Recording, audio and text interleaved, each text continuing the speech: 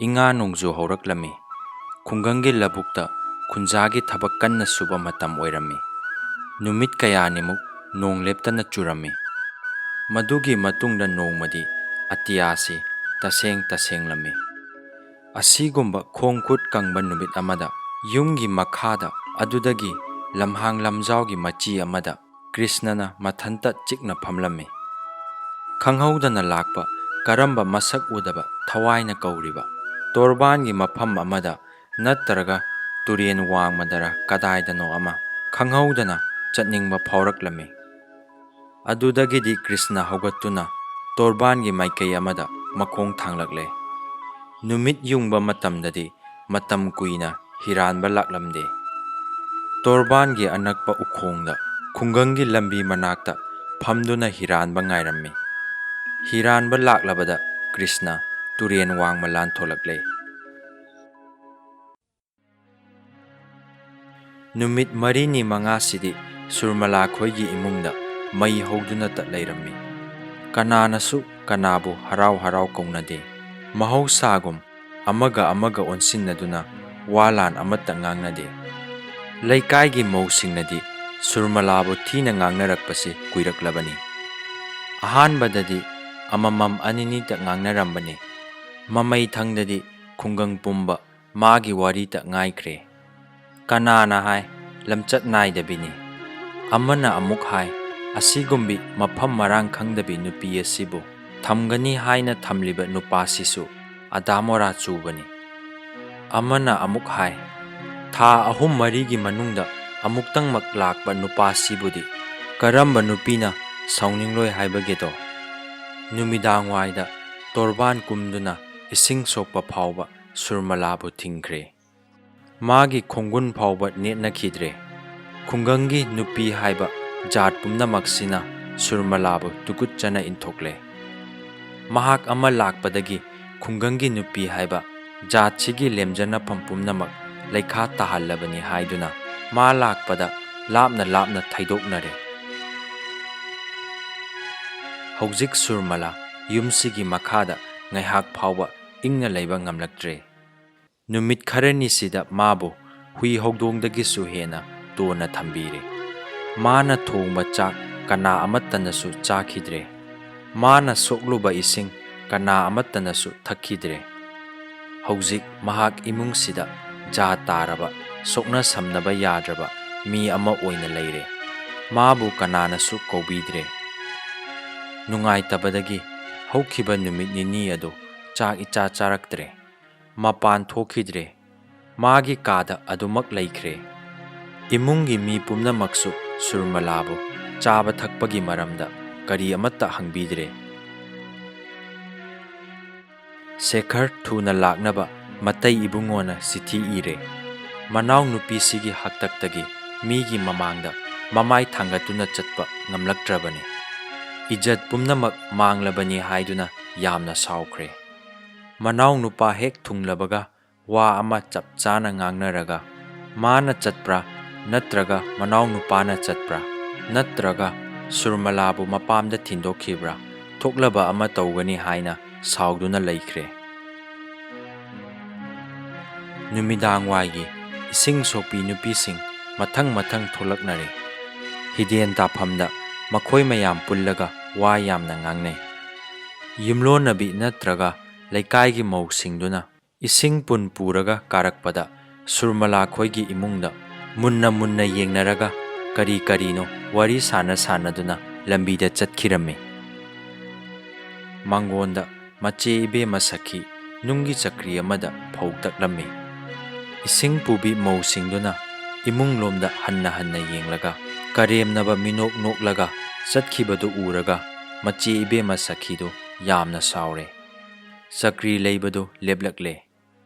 Aduga imungda prap sangkraga Surmalagi thongjinda leptuna laurare. Nungdangwai oirakle labuktagi san karaklagane. Hojik phauba sangi chanaba karisu leitri. Nungsa maraktagi halakpada sansingdo wabana loiramlagane. Adubu Maharani dauna hojik phauba lengkhatpidriboire. Nanai kana laklaga tobini haige. Ngangna amuk ꯃꯄꯥꯟꯂꯣꯝꯗ ꯊꯣꯛꯈ꯭ꯔꯦ꯫ ꯁꯨꯔꯃꯂꯥ ꯃꯁꯥꯁꯨ ꯌꯥꯝꯅ ꯁꯣꯛꯊꯔꯦ, ꯋꯥꯈꯜꯁꯨ ꯌꯥꯝꯅ ꯅꯨꯡꯉꯥꯏꯇ꯭ꯔꯦ꯫ ꯃꯆꯦ ꯁꯈꯤꯅ ꯉꯥꯡꯁꯛ ꯇꯧꯕꯗꯨꯗ ꯄꯥꯛ ꯍꯦꯛ ꯈꯨꯝꯗꯨꯅ ꯈꯠꯅ ꯊꯣꯛꯂꯁꯤꯔ ꯈꯜꯂꯝꯃꯤ꯫ ꯑꯗꯨꯕꯨ ꯇꯨꯃꯤꯟꯅ ꯂꯩꯍꯧꯔꯦ꯫ ꯑꯗꯨꯒ ꯃꯃꯩꯊꯪꯗ ꯃꯈꯣꯏꯗꯧꯗꯨ ꯄ꯭ꯔꯣꯛ ꯄ꯭ꯔꯣꯛ ꯆꯥꯛꯂꯛꯂꯦ꯫ ꯅꯨꯃꯤꯠ ꯇꯥꯔꯝꯗꯥꯏꯗ ꯔꯇꯟꯗꯨ ꯁꯟ ꯍꯣꯏꯗꯨꯅ ꯂꯧꯕꯨꯛꯇꯒꯤ ꯀꯥꯔꯛꯂꯝꯃꯤ꯫ ꯁꯪꯒꯣꯜꯗ ꯁꯟꯁꯤꯡꯗꯨ ꯄꯨꯟꯁꯤꯜꯂꯝꯂꯒ ꯁꯨꯔꯃꯂꯥꯒꯤ ꯀꯥꯗ ꯆꯪꯂꯛꯂꯦ꯫ ꯃꯪꯒꯣꯜꯗ ꯅꯤꯅꯦ ꯁꯈꯤꯗꯨ ꯌꯥꯝꯅ ꯏꯁꯧ ꯂꯥꯡꯍꯧꯏ꯫ ꯁꯨꯔꯃꯂꯥꯁꯨ ꯇꯨꯃꯤꯟꯅ ꯀꯥ ꯃꯅꯨꯡꯗ ꯐꯝꯗꯨꯅ ꯂꯩꯔꯝꯃꯤ꯫ ꯊꯋꯥꯏ ꯌꯥꯝꯅ ꯅꯨꯡꯉꯥꯏꯇꯕ ꯃꯥꯜꯂꯦ꯫ ꯃꯕꯨꯛꯅꯤꯡꯗ ꯈꯜꯂꯦ, ꯏꯃꯨꯡꯁꯤꯡ ꯑꯁꯤꯁꯨ ꯁꯣꯏꯗꯅ ꯂꯥꯟ ꯊꯣꯛꯅꯔꯝꯕ ꯇꯥꯏ꯫ ꯋꯥ ꯂꯥꯟ ꯑꯃ ꯐꯥꯎꯕ ꯍꯥꯏꯔꯝꯗꯅ ꯑꯃꯨꯛ ꯃꯄꯥꯟꯗ ꯊꯣꯛꯂꯛꯇꯨꯅ ꯂꯦꯞꯂꯔꯦ꯫ ꯅꯤꯅꯦ ꯁꯈꯤꯗꯨ ꯑꯗꯨꯝ ꯁꯥꯎꯅ ꯆꯀ꯭ꯔꯤ ꯇꯛꯂꯝꯃꯤ꯫ ꯇꯧꯅꯔꯝꯂꯤꯕ ꯃꯇꯧꯗꯨꯗ ꯔꯇꯟꯗꯨ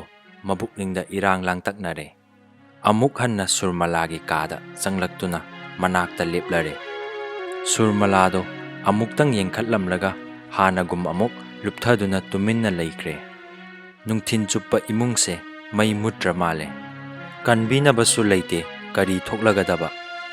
ꯑꯁꯨꯝ ꯈꯜꯂꯨꯔꯒ ꯀꯤꯅ ꯀꯤꯅ ꯁꯨꯔꯃꯂꯥꯒꯤ ꯃꯅꯥꯛꯇ ꯆꯪꯁꯤꯜꯂꯛꯇꯨꯅ ꯔꯇꯟꯅ ꯍꯥꯏꯔꯛꯏ, ꯅꯤꯅꯦ, ꯀ꯭ꯔꯤꯁꯅ ꯊꯣꯡꯒꯥꯜ ꯃꯌꯥꯗ ꯃꯊꯟꯇ ꯐꯝꯍꯧꯏ꯫ ꯑꯩ ꯂꯥꯛꯄ ꯇꯥꯔꯒꯁꯨ ꯀꯧꯔꯛꯇꯦ꯫ ꯏꯁꯤꯡ ꯁꯣꯛꯄꯤ ꯃꯧ ꯃꯌꯥꯝꯗꯨꯅ ꯌꯥ ꯅꯣꯛꯇꯨꯅ ꯂꯥꯡꯅꯔꯝꯃꯤ꯫ ꯑꯩ ꯎꯕꯗꯒꯤ ꯃꯈꯣꯏ ꯆꯠꯈ꯭ꯔꯦ꯫ ꯑꯩꯅ ꯀꯧꯕꯗꯁꯨ ꯀ꯭ꯔꯤꯁꯅꯗꯨ ꯀꯔꯤꯁꯨ ꯈꯨꯝꯂꯛꯇꯦ, ꯇꯨꯃꯤꯟꯅ ꯐꯝꯗꯨꯅ ꯂꯩꯍꯧꯏ꯫ ꯀ꯭ꯔꯤꯁꯅ ꯊꯣꯡꯒꯥꯟꯗ ꯂꯩꯍꯧꯏ ꯇꯥꯕꯗ ꯁꯨꯔꯃꯂꯥꯗꯣ ꯈꯪꯄ꯭ꯔꯦꯛ ꯈꯪꯈ꯭ꯔꯦ꯫ ꯌꯥꯝꯅ ꯆꯣꯛꯊꯔꯝꯕ ꯍꯛꯆꯥꯡꯗꯨꯗ ꯈꯪꯍꯧꯗꯅ ꯑꯁꯥꯕ ꯏꯆꯦꯟ ꯆꯦꯜꯂꯛꯄꯒꯨꯝ ꯇꯧꯔꯝꯃꯤ꯫ ꯑꯗꯨꯒ ꯏꯄꯥ ꯄꯥꯈꯠꯅ ꯌꯦꯡꯈꯠꯂꯛꯂꯒ ꯍꯥꯏꯔꯛꯏ, ꯀ꯭ꯔꯤꯁꯅꯕꯨ ꯃꯈꯣꯏꯅ ꯀꯔꯤ ꯇꯧꯕꯤꯔꯤꯕ?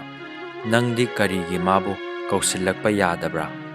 ꯁꯨꯔꯃꯂꯥꯒꯤ ꯃꯥꯏꯊꯣꯡ ꯑꯗꯨ ꯑꯃꯨꯛ ꯈꯪꯍꯧꯗꯅ ꯃꯛꯁꯤꯟꯈꯤꯔꯝꯃꯤ꯫ ꯅꯨꯃꯤꯠ 4-5 ꯑꯁꯤ ꯃꯍꯥꯛ ꯏꯃꯨꯡ ꯑꯁꯤꯗ ꯂꯩꯐꯝ ꯂꯩꯔꯛꯇ꯭ꯔꯕꯅꯤ꯫ ꯃꯁꯤ ꯄꯨꯝꯅꯃꯛ ꯀ꯭ꯔꯤꯁꯅ ꯃꯍꯥꯛꯊꯛꯀꯤꯗꯃꯛꯅꯤ, ꯃꯥꯒꯤ ꯃꯔꯝꯒꯤꯅꯤ꯫ ꯀ꯭ꯔꯤꯁꯅꯕꯨ ꯑꯃꯨꯛ ꯁꯥꯎꯅꯤꯡꯂꯛꯂꯦ, ꯃꯕꯨꯛꯅꯤꯡꯗ ꯋꯥꯔꯧꯔꯛꯂꯦ꯫ ꯃꯥꯏꯊꯣꯡ ꯃꯛꯁꯤꯟꯅ ꯔꯇꯟꯗ ꯑꯣꯟꯁꯤꯟꯗꯨꯅ ꯍꯥꯏꯔꯛꯏ, ꯆꯠꯂꯨ ꯔꯇꯟ, ꯀ꯭ꯔꯤꯁꯅꯗꯨ ꯊꯣꯡꯒꯥꯟꯗ ꯑꯗꯨꯃꯛ ꯂꯩꯔꯤꯕ꯭ꯔꯥ ꯌꯦꯡꯉꯨ꯫ ꯂꯩꯔꯝꯂꯕꯗꯤ ꯆꯠꯂꯣ ꯍꯥꯏꯒꯗ꯭ꯔꯥ ꯅꯠꯇ꯭ꯔꯒ ꯄꯨꯁꯤꯜꯂꯛꯎ ꯍꯥꯏꯒꯗ꯭ꯔꯥ?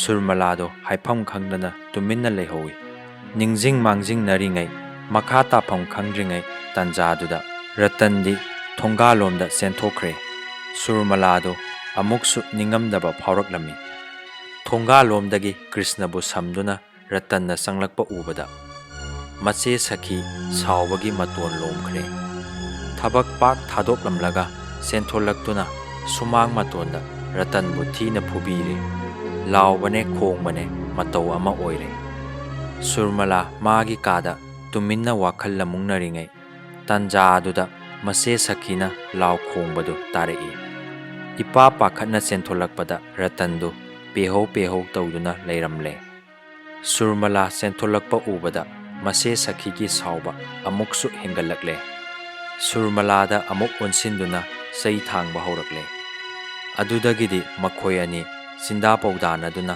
ꯈꯠꯅꯔꯛꯂꯦ꯫ ꯁꯈꯤꯅ ꯁꯥꯎꯅ ꯍꯥꯏꯔꯛꯏ, ꯅꯨꯄꯥꯁꯤꯗ ꯅꯪꯅ ꯇꯧꯔꯤꯕꯁꯤ ꯀꯔꯤꯅꯣ? ꯍꯥ, ꯏꯃꯨꯡꯁꯤꯒꯤ ꯏꯖꯠ ꯄꯨꯝꯅꯃꯛ ꯅꯍꯥꯛ ꯊꯛꯁꯤꯗ ꯂꯣꯏꯅ ꯃꯥꯡꯂꯕꯅꯤꯅꯦ꯫ ꯅꯄꯥ ꯅꯄꯨ ꯖꯥꯠ ꯅꯥꯏꯗꯕ, ꯍꯧꯔꯛꯐꯝ ꯈꯪꯗꯕ ꯃꯆꯥꯅꯤꯅ ꯏꯃꯨꯡꯁꯤꯗꯁꯨ ꯅꯈꯣꯏꯒꯤ ꯁꯥꯖꯠꯇꯨ ꯇꯧꯔꯛꯂꯕꯅꯤꯅꯦ꯫ ꯁꯨꯔꯃꯂꯥꯗꯣ ꯁꯥꯎꯅꯤꯡꯕꯅ ꯃꯁꯥꯗꯣ ꯁ꯭ꯋꯥꯏ ꯄꯥꯈꯠꯈ꯭ꯔꯦ꯫ ꯈꯨꯗꯣꯝꯕꯤꯅ ꯃꯆꯦ ꯁꯈꯤꯒꯤ ꯃꯃꯤꯠꯇꯨ ꯀꯣꯠꯀꯗꯕꯒꯨꯝ ꯆꯪꯁꯤꯜꯂꯛꯇꯨꯅ ꯍꯥꯏꯔꯛꯏ, ꯏꯆꯦꯗꯤ ꯀꯌꯥ ꯐꯕ ꯖꯥꯠꯀꯤ ꯃꯆꯥꯅꯣ? ꯍꯥ, ꯏꯆꯦꯗꯤ ꯌꯥꯝꯅ ꯐꯕ ꯖꯥꯠꯀꯤ ꯃꯆꯥꯅꯤꯅ ꯏꯖꯠ ꯂꯩꯔꯦ꯫ ꯁꯨꯔꯃꯂꯥꯒꯤ ꯍꯟꯗꯛꯀꯤ ꯄꯥꯎꯈꯨꯝꯗꯨꯗ ꯃꯆꯦ ꯁꯈꯤ ꯑꯗꯨ ꯈꯝ ꯊꯦꯡꯅ ꯁꯥꯎꯈ꯭ꯔꯦ꯫ ꯐꯟ ꯆꯣꯡꯁꯤꯜꯂꯛꯇꯨꯅ ꯁꯨꯔꯃꯂꯥꯒꯤ ꯃꯁꯝ ꯐꯣꯏꯗꯨꯅ ꯆꯤꯡꯂꯦ꯫ ꯑꯗꯨꯒ ꯁꯥꯎꯅ ꯍꯥꯏꯔꯛꯏ, ꯅꯪꯒꯨꯝꯕ ꯉꯔꯥꯡꯒꯤ ꯑꯉꯥꯡ ꯅꯪꯅꯁꯨ ꯎꯁꯤꯠ ꯊꯑꯣꯏꯗꯅ ꯆꯤꯟꯊꯛꯇ ꯄꯥꯛ ꯄꯥꯛ ꯈꯨꯝꯕ ꯁꯥꯏ꯫ ꯅꯪꯕꯨ ꯑꯩꯅ ꯐꯨꯕꯗ ꯀꯅꯥꯅ ꯅꯪꯒꯤ ꯃꯤꯠꯆꯪꯗ ꯂꯦꯞꯄꯤꯒꯅꯤ ꯈꯟꯗꯨꯅ ꯅꯊꯧꯅꯥ ꯐꯔꯤꯕ ꯅꯔꯝꯆꯠꯇꯨꯒꯤ ꯏꯀꯥꯏꯒꯦꯗꯤ ꯍꯥꯏꯗ꯭ꯔꯒ? ꯁꯨꯔꯃꯂꯥꯁꯨ ꯃꯆꯦ ꯁꯈꯤꯒꯤ ꯃꯁꯝ ꯄꯥꯏꯗꯨꯅ ꯆꯤꯡꯂꯦ꯫ ꯃꯁꯝ ꯃꯅꯥ ꯇꯥꯡꯕ ꯃꯈꯩ ꯐꯣꯏꯅꯔꯦ꯫ ꯁꯨꯃꯥꯡꯒꯤ ꯃꯆꯤ ꯑꯃꯗ ꯀ꯭ꯔꯤꯁꯅꯗꯨ tuminna leplammi. Manakta Ratando kaplambadagi ani phunarakpa ubadagi tokre. Ngaihaktang yenglamlaga toknaba leiraktrabada sensillaktuna makhoi anigi marakta thatladuna khamlare. Haujikti Krishnado mathanta ikaibana lepa ngamlaktre. Mahakidamak Surmalana awaba nangle. Imung manung pumnamaki santi thugaire. Mawon mayam ama khalluraga Krishnado tumil leptuna leiba ngamlaktre. Sangsillaktuna sakhida hairei. Pumnamak aina lanbani iche tokpiro. Aina khurumduna haijari. Surmalabo lana khanbigano. Madi karisu khangzadabani. Makhoi anidi hanba leite. Ratandusu itaw tawna yengduna leire. Krishnagi wa taraga sakhido saubana pandom longkre. Aduga hairei. Migasu mimanadraba nangna aingonda poktak piriba. Khungang sara sallabasida namaidu ikaiba khangdana nganglibra. Apapata namit anidudi uba phangdrabanina ikaibasu khangdrabanine. Surmalado numit nini chak charak tabagi chokthabane. Ngaihak innabagi wabane lepa phawba ngamlaktre. Sakhina amuktang masampaiduna chingbada leimai thakta tukre. Ngasai makai tokhiramba yengduna leirambi yumlonabi hanubiduna tuduna leiribi Surmalabo hanba leitana phubiba aduda sensillaktuna khamlare. Sakhibu themduna magi kada pusinkraba tungda Surmalado tapna hogalakle. Manakta Krishna tuminna leptuna leiramba ubada amukka hena sauninglakle. Masado humang kanglakle. Saubana henkiduna khonjen nikna hairei. Aina nangbu luna taubiraga nang lam yamna henbani. Nang amuk hanna laklano ai khungangsida leifam leiraktrabani. Chatlo ikai khangdaba nasakto suu uningde. Chatkro lapna. Mamit anida pirang sintharakle. Saiba makai saithokluraga amuk mathanta kaptholakle. Magi kada sensinkhraga phamungda mamai upsinduna hik kaptuna laikre. Krishna nungi murti gum lepkre. Magi damak kanasu leiramdre. Pukningi phibam sontharakle. Hingbagi nungaibado manglakle. Masabu masana hanthana khalluraga hena pothaba ngamlaktre. Surmalana khangliba chaina ase mahaktagini khalluraga hena warakle. Matam khuding khallambani. Punsi asimatang Surmalagi khonjen taba phangdaba mafam amada hingjaba phanglabadi kayada nungaigadaba. Adubu ngasidi amuk khallakle. Karigumba mahaki khonjen takhidraba lamdam amada hingjaramba thoklabadi asigumba awabasi nanglamloiko. Pumnamak tayonnarakle. Upai leitrabada mitludagi pirang taithokna torbangi maikaida makhong thanglakle. Ratan tumil leptuna Krishnabu yenglammi. Tapna Hithangphamgee maikaida Krishna chatkre.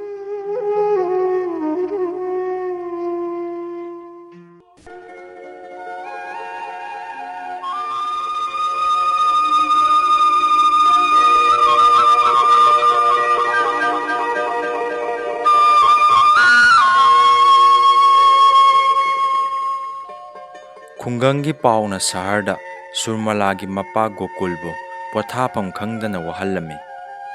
Numidang waigi tapna sitpa nungsitna haksangda yeirammi. Hanuraba Gokulgi atangba lawaigi akoibada lanna hauriba angauba masamado nungsitna humbada phara pairammi.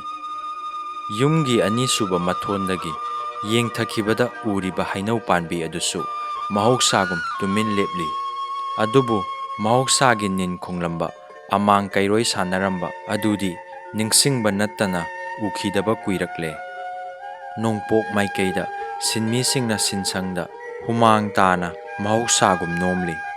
Hainau makhongi achikpa mafamsingduda mahausa Surmala Krishnaga amang kairoi sanaramba. Tuminna phaminaduna kayam kuina laikhiba. Haukraba saktam pumnamak sangsangna ubagum ningsinglaklammi. Ngasidi mafamsingdu ichik chikre. Kadaida chatkraba matam amagi harau tayambado. Yasanglakpa matamdadi laisangi kangsi makhon tarakle.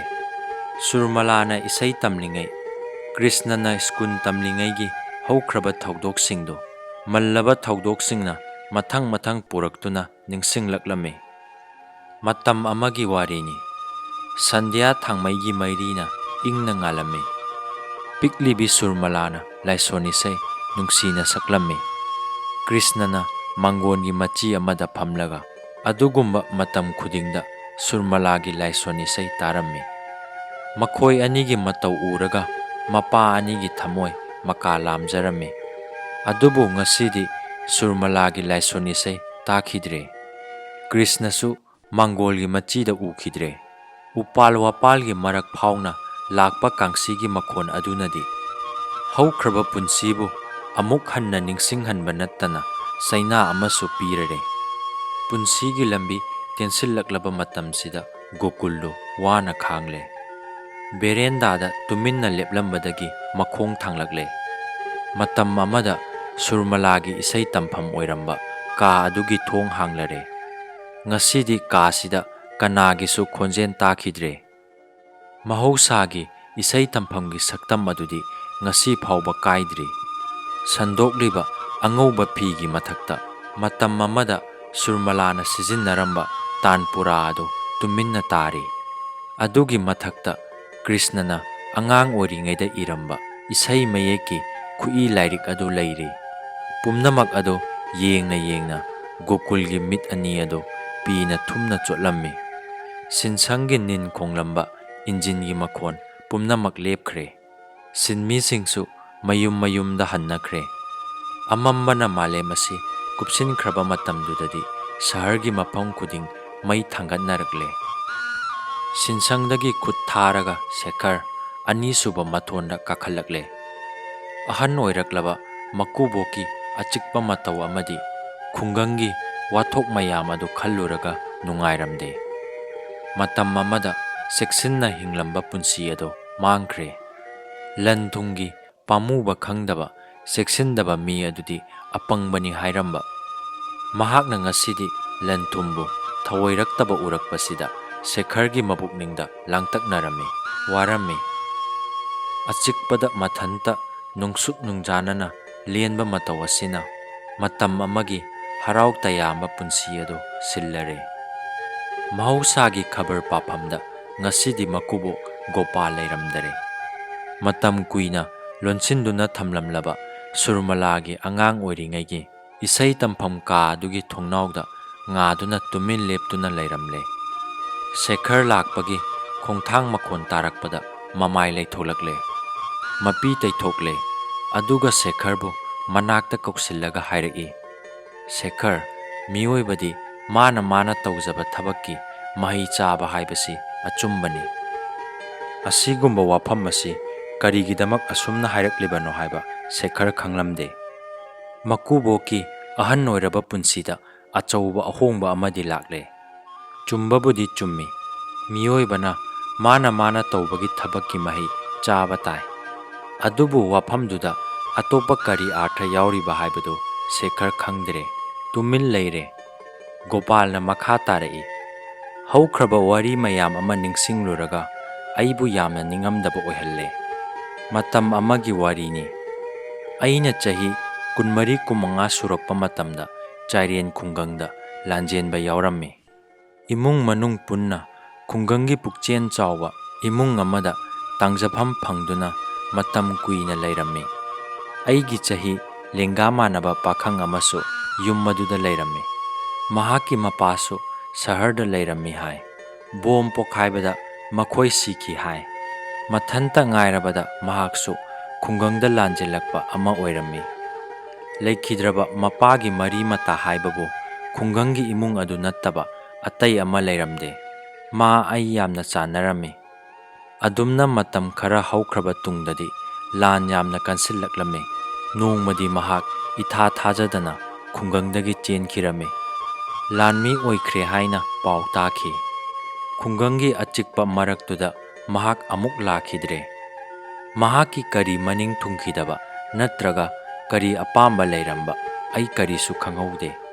ꯌꯦꯡꯉꯨ ꯁꯦꯈꯔ, ꯀꯌꯥꯗ ꯁꯥꯊꯤꯅ ꯑꯣꯟꯈ꯭ꯔꯕ ꯁꯛꯇꯝꯅꯣ꯫ ꯂꯥꯟ ꯃꯅꯨꯡ ꯐꯥꯎꯕꯗꯤ ꯍꯧꯖꯤꯛ ꯄꯣꯝꯕꯤꯈꯣꯛ ꯈꯨꯟꯗꯥꯔꯤꯕ ꯃꯐꯝ ꯑꯁꯤ ꯂꯝꯍꯥꯡ ꯂꯝꯖꯥꯎ ꯑꯣꯏꯅ ꯀꯌꯥ ꯁꯥꯡꯂꯝꯈ꯭ꯔꯕ ꯇꯦꯔꯥ ꯄꯥꯟꯕꯤ ꯑꯆꯧ ꯑꯆꯧꯕ ꯍꯧꯔꯝꯃꯤ꯫ ꯃꯤ ꯄꯣꯡ ꯇꯥꯔꯝꯗꯦ꯫ ꯄꯥꯛ ꯆꯥꯎꯔꯕ ꯅꯥꯔꯛ ꯃꯣꯡꯁꯣꯡ ꯑꯆꯤꯛꯄ ꯇꯣꯔꯕꯥꯟ ꯑꯗꯨꯗ ꯀꯔꯤꯒꯨꯝꯕꯗ ꯒꯣꯄꯥꯟꯒ ꯆꯠꯊꯣꯛꯂꯛꯂꯝꯃꯤ꯫ ꯁꯤꯐꯥꯏ ꯃꯌꯥꯝ ꯍꯤꯔꯥꯟꯕ ꯂꯥꯞꯅ ꯌꯦꯡꯃꯤꯟꯅꯈꯤ꯫ ꯄꯨꯛꯅꯤꯡꯁꯦ ꯅꯨꯡꯁꯤꯔꯛꯏ ꯅꯤꯡꯁꯤꯡꯂꯨꯔꯒ꯫ ꯂꯥꯟ ꯂꯣꯏꯈ꯭ꯔꯕ ꯃꯇꯨꯡꯗꯒꯤꯗꯤ ꯄꯣꯝꯕꯤꯈꯣꯛ ꯈꯨꯟꯗꯥꯕ ꯍꯧꯈ꯭ꯔꯦ꯫ ꯉꯁꯤꯗꯤ ꯀꯌꯥꯗ ꯅꯨꯡꯁꯤꯔꯕ ꯈꯨꯡꯒꯪ ꯑꯃ ꯑꯣꯏꯈ꯭ꯔꯕ꯫ ꯂꯥꯟ ꯂꯣꯏꯁꯤꯟꯈ꯭ꯔꯦ꯫ ꯑꯩꯈꯣꯏ ꯁꯍꯔꯗ ꯑꯃꯨꯛ ꯍꯜꯂꯛꯂꯝꯃꯤ꯫ ꯃꯗꯨꯒꯤ ꯃꯇꯨꯡ ꯆꯍꯤ 5-6 ꯂꯩꯔꯒ ꯑꯩ ꯂꯨꯍꯣꯡꯂꯝꯃꯤ꯫ ꯃꯇꯝꯗꯨꯗꯗꯤ ꯌꯨꯝꯒꯤ ꯁꯦꯟ ꯊꯨꯝꯒꯤ ꯐꯤꯕꯝ ꯌꯥꯝꯅ ꯐꯠꯂꯝꯗꯦ꯫ ꯃꯇꯝ ꯈꯔ ꯍꯧꯈ꯭ꯔꯕ ꯇꯨꯡꯗ ꯅꯣꯡꯃꯗꯤ ꯏꯊꯥ ꯊꯥꯖꯗꯅ ꯁꯍꯔꯒꯤ ꯄꯥꯛꯇ ꯃꯍꯥꯛ ꯑꯃꯨꯛ ꯊꯦꯡꯅꯔꯝꯃꯤ꯫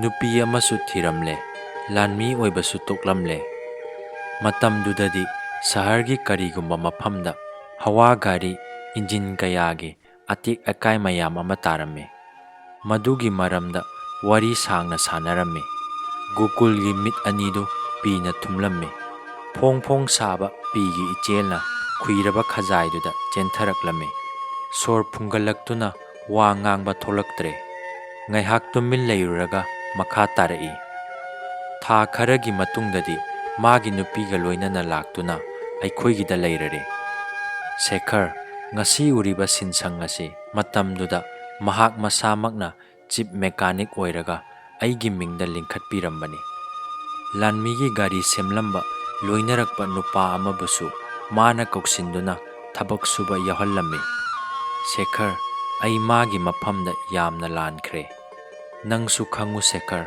ꯃꯤꯑꯣꯏꯕꯅ ꯑꯇꯣꯞꯄꯕꯨꯗꯤ ꯃꯤꯅꯝꯂꯕꯁꯨ ꯃꯁꯥ ꯃꯁꯥꯕꯨꯗꯤ ꯃꯤꯅꯝꯖꯕ ꯈꯛ ꯉꯝꯗꯕꯅꯤ꯫ ꯃꯗꯨꯒꯤ ꯆꯩꯅꯥ ꯑꯗꯨꯅ ꯑꯩꯕꯨ ꯍꯧꯖꯤꯛꯇꯤ ꯄꯣꯊꯥꯐꯝ ꯈꯪꯗꯅ ꯋꯥꯍꯜꯂꯔꯦ꯫ ꯑꯩꯈꯣꯏꯒꯤ ꯃꯇꯝ ꯀꯨꯏꯅ ꯏꯃꯤꯠꯇ ꯏꯆꯥ ꯎꯔꯝꯗꯦ꯫ ꯃꯃꯩꯊꯪꯗꯗꯤ ꯏꯁꯣꯔꯅ ꯆꯥꯟꯕꯤꯔꯦ꯫ ꯆꯍꯤ 6 ꯍꯧꯈ꯭ꯔꯕ ꯇꯨꯡꯗ ꯃꯍꯥꯛꯀꯤ ꯃꯆꯥꯅꯨꯄꯥ ꯀ꯭ꯔꯤꯁꯅ ꯄꯣꯛꯂꯦ꯫ ꯑꯩꯈꯣꯏꯒꯤ ꯁꯤꯟꯁꯪ ꯑꯁꯤꯁꯨ ꯅꯣꯡꯃ ꯅꯣꯡꯃꯒꯤ ꯆꯥꯎꯈꯠꯂꯛꯂꯝꯃꯤ꯫ ꯃꯍꯥꯛ ꯃꯊꯧꯗ ꯄꯨꯛꯅꯤꯡ ꯂꯨꯞꯆꯕ ꯑꯁꯦꯡꯕ ꯃꯔꯨꯞ ꯑꯃ ꯑꯣꯏꯔꯝꯃꯤ꯫ ꯑꯁꯨꯝꯅ ꯑꯃꯨꯛ ꯆꯍꯤ 2 ꯍꯧꯈ꯭ꯔꯕ ꯃꯇꯨꯡꯗ ꯑꯩꯒꯤꯁꯨ ꯏꯆꯥꯅꯨꯄꯤ ꯁꯨꯔꯃꯂꯥ ꯄꯣꯛꯂꯦ꯫ ꯏꯪꯈꯣꯜ ꯑꯁꯤ ꯍꯔꯥꯎ ꯇꯌꯥꯝꯕ ꯑꯃꯗꯤ ꯅꯨꯡꯉꯥꯏꯕꯒꯤ ꯇꯨꯡꯅꯐꯝ ꯑꯣꯏꯔꯝꯃꯤ꯫ ꯑꯗꯨꯕꯨ ꯃꯍꯥꯛꯀꯤꯗꯤ ꯅꯛꯅꯕ ꯃꯔꯤ ꯃꯇꯥ ꯀꯅꯥꯁꯨ ꯂꯩꯔꯝꯗꯦ꯫ ꯃꯍꯥꯛꯀꯤ ꯅꯨꯄꯤꯒꯤꯁꯨ ꯁꯨꯄꯟꯒꯤ ꯃꯆꯦ ꯑꯃꯈꯛꯇꯪ ꯁꯍꯔꯒꯤ ꯆꯤꯗꯥꯏꯗ ꯑꯣꯡꯈꯤꯔꯝꯃꯤ꯫ ꯃꯆꯦ ꯑꯗꯨ ꯅꯠꯇꯕ ꯃꯥꯒꯤꯁꯨ ꯀꯅꯥ ꯑꯃꯠꯇ ꯂꯩꯔꯝꯗꯦ꯫